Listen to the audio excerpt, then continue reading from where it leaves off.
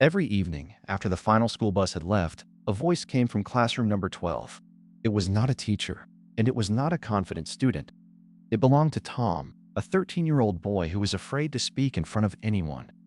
Inside the quiet room, he faced 30 empty chairs and took a slow breath. Good morning, everyone. My name is Tom. Today, I would like to speak about courage. His hands shook, and his throat became dry. For a moment, he wanted to run away. But the empty chairs did not laugh, so Tom began again. Only 1 week earlier, Mrs. Emma had asked Tom to read during English class. He knew every word on the page, but the class was watching him.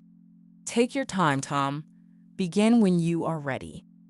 The young traveler wanted to discover a new world. His voice broke in the middle of the sentence. A boy whispered to his friend, and several students began to laugh. He wanted to discover anew. Tom could not finish. He lowered his head and returned to his seat. The words had not defeated him. The laughter had. After the lesson, Mrs. Emma waited until the other students had left. Tom, you understand English very well. Why are you afraid to speak it? When I speak alone, I know what to say. But when people look at me, my mind becomes empty. That happens to many people. Speaking confidently is not magic. It is a skill. Maybe some people are simply born confident. No, Tom. Confidence usually begins as practice that nobody sees. Tom lived with his mother, Mary, above a small tailoring shop. She worked long hours repairing clothes and sewing school uniforms. That evening, she noticed that Tom was unusually quiet. Was school all right today? Yes, Mom. It was easier to tell one small lie than to explain how deeply the laughter had hurt. Mary placed a glass of milk beside his books. Whatever happened today does not have to decide what happens tomorrow. Tom wondered how mothers understood the words their children never said. The next day, Tom missed his bus because he had stayed late in the library. While walking through the silent corridor, he noticed an open classroom. 30 wooden chairs faced a small stage. There was no teacher, no audience, and nobody to judge him. Tom placed his bag on a desk and opened his English book. The young traveler wanted to discover a new world. This time, the sentence came out clearly. For the first time, speaking English did not feel dangerous. Tom returned the next evening, and the evening after that. At first, he practiced for 5 minutes, then 10. He read stories, described his day, and answered imaginary questions. Yesterday, I go to the market. He paused and corrected himself. Yesterday, I went to the market. Each correction became a small victory. Nobody applauded, but nobody laughed either. One evening, Tom finished a short speech and turned around. Mr. Thomas, the elderly school caretaker, was standing at the door. I am sorry, sir. I was not damaging anything. I know. You were building something. Building what? A stronger voice. Mr. Thomas placed a small key on the teacher's desk. This room is normally locked after 5. But dreams sometimes need a room of their own. You may practice here. Just switch off the lights when you leave. Why are you helping me? Because many years ago, I was also afraid to speak. But I stopped practicing. You should not.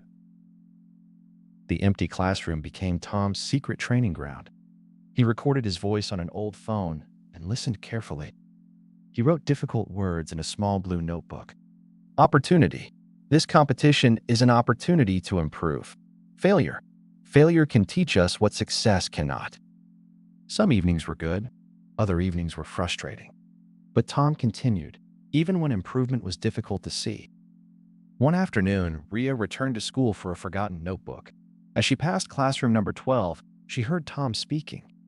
Courage does not mean that we have no fear. It means that fear does not make our decisions. Riya entered quietly, and Tom stopped at once. Please do not tell anyone. Why not? You sounded good. You are just being kind. No. I am being honest. You still speak too quickly when you are nervous.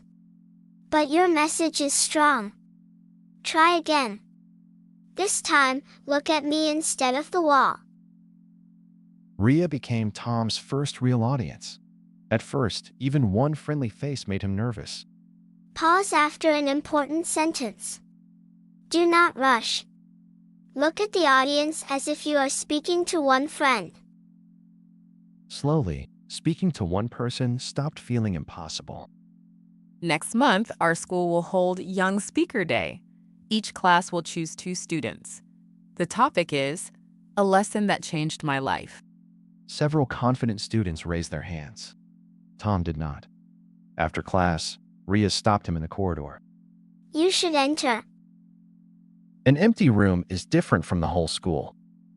Then perhaps the empty room has taught you everything it can. That evening, the empty chairs no longer felt safe. In Tom's mind, every chair held a student who might laugh. He imagined forgetting his words and failing again. I cannot do it. Mr. Thomas entered and sat in the last row. When you first came here, you could not speak to empty chairs. Now you can speak to 2 people. Courage is not one large jump. It is the next small step. When I was your age, I wanted to become a teacher. But I had a speech problem, and some students copied the way I spoke. I became ashamed. I stopped raising my hand. Later, I stopped going to school. Do you regret it? Every day. Not because I failed, but because fear made the decision for me. You do not have to win. Just do not let fear choose for you. The next morning, Tom stood before the competition form. For almost 5 minutes, he could not pick up the pen. Then he remembered Mr. Thomas and wrote his name. Tom. It was only a name on paper. But to Tom, it felt like the first line of a new life. That evening, Tom's blue notebook fell from his school bag. Mary opened it and found pages of corrected sentences. Speak slowly. Breathe. Look up. Do not stop after one mistake. You wrote all this? I have been practicing after school. There is a competition, but I may not be selected. When you learned to walk, you fell many times. I never thought you were bad at walking. I knew you were learning. Why should speaking be different? On selection day, Tom waited outside with 9 other students. He could hear confident voices through the door. When his name was called, he entered slowly. Whenever you are ready. For 1 second, Tom's mind became empty. Then he imagined the old classroom and its wooden chairs. The lesson that changed my life is simple. Fear becomes stronger when we obey it. His voice shook, but he did not stop. When he forgot a sentence, he explained the idea in new words. Tom was not chosen as the main speaker. He was selected as the reserve.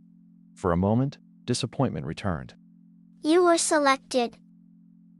As a reserve, I may not speak at all. 1 month ago, you could not read 1 paragraph. Today, teachers trust you as a school speaker. Do not make your progress smaller because it is not perfect. Young Speaker Day arrived, and the auditorium was full. Tom sat backstage with his blue notebook, expecting only to watch. Then, Mrs. Emma hurried toward him. The main speaker is ill. You will speak in 8 minutes. The color disappeared from Tom's face. I cannot. You can be afraid and still walk onto that stage. Both things can be true. 8 minutes felt shorter than 8 seconds. Tom tried to read, but the words moved before his eyes. Then he saw Mary in the audience, still wearing her measuring tape. Riya gave him a small, encouraging nod. At the back stood Mr. Thomas, holding his ring of keys. Tom closed the notebook. He did not need to become fearless. He only needed the next step. Our next speaker is Tom. Tom walked to the microphone under the bright stage lights. Hundreds of faces looked at him. His hands shook, and no sound came. Then he imagined 30 empty chairs. He took one slow breath. Good morning, everyone. My name is Tom. Today, I would like to speak about courage. For a long time, I believed confident people were born different. I thought they never felt afraid. But I was wrong. A confident person can also feel fear. The difference is that they do not always obey it. A few weeks ago, I could not read one paragraph to my class.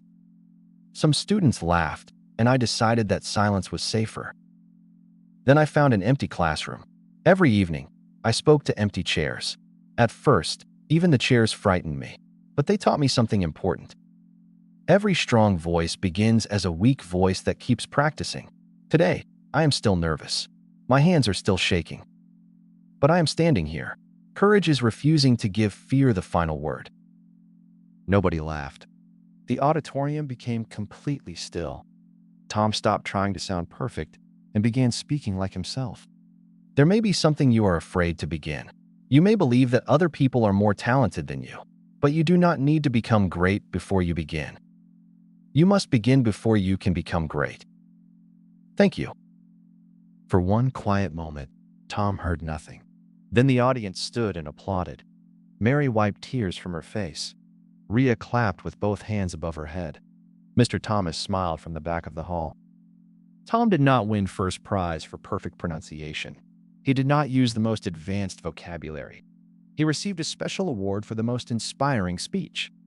But the certificate was not his greatest victory. His real victory happened before the applause. It happened when he walked on stage while fear walked beside him. After the event, Tom found Mr. Thomas in the empty classroom. Thank you for keeping this room open for me. Tom placed the classroom key in the old man's hand. Mr. Thomas gently closed Tom's fingers around it. Keep it for a little longer. Why? Mr. Thomas pointed toward the doorway. A younger boy stood there, holding an English book tightly. Riya said you help students practice speaking. Tom looked at the frightened boy and understood the key. Some doors are opened for us so we can hold them open for others. Come in. You can begin with one sentence. What if I make a mistake? Then we will correct it and try again. Nobody laughs at mistakes in this room. The younger boy sat down, still nervous, but no longer alone. The empty classroom did not remain empty for long. Tom started a small speaking group after school. There were no marks and no punishment for mistakes. Today, each person will speak for 1 minute. Speak slowly, breathe, and begin when you are ready. One student spoke about her family. Another described his favorite place. A third student forgot a word and stopped. Use a simpler word. Your idea is more important than perfection. The student tried again, and the circle smiled. 1 minute became 2. 2 minutes became 5.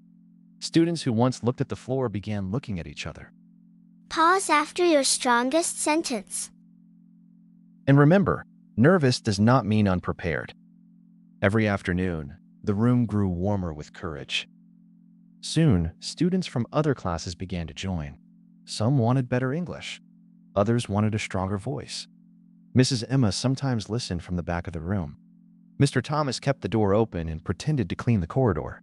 Mary visited once and quietly watched Tom guide the group. Tom still made mistakes, and he still felt nervous sometimes. But he no longer believed that nervousness meant silence. He had discovered that confidence was not a gift to be found. It was a habit to be built. One sentence, one mistake, one brave attempt at a time. Somewhere inside each of us is an empty classroom. It is the private place where nobody sees our effort. It is where we repeat the difficult sentence and try again. Do not be ashamed of small beginnings. Do not wait for fear to disappear. Begin while your hands are still shaking. The voice you are searching for may already be inside you. It may simply be waiting for you to practice. Good morning, everyone. My name is Tom, and today, I am not afraid to begin.